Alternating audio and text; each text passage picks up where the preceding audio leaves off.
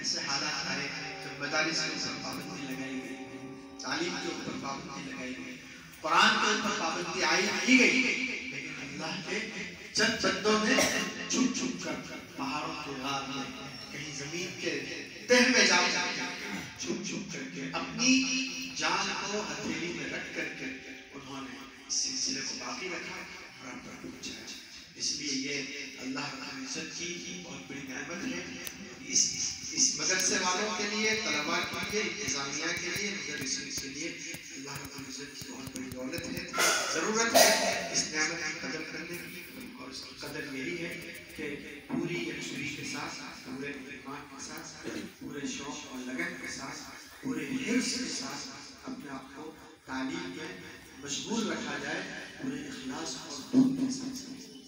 یہ جو ہے یکسوئی کا کام ہے۔ تفرغ للعلم فإنما العلم لمن تفرغ له۔ حضرت موسیٰ علیہ السلام کی جب حضرت خضر سے جدائی ہو رہی تھی تو حضرت موسیٰ نے درخواست کی کچھ نصیحت فرمانے کے لیے۔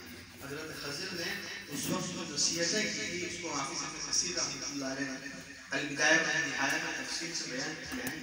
اس میں سے ایک نصیحت یہ تھی جو میں نے ابھی آپ کے سامنے پڑھی، اے موسیٰ علم کے لیے بالکل یکسو ہو جاؤ، اس لیے کہ علم صرف اسی کو ملتا ہے جو اس کے لیے یکسو ہو جاتا ہے۔ بہرحال اللہ تعالیٰ اس ادارے کو محفوظ فرمائے، اس کو ہم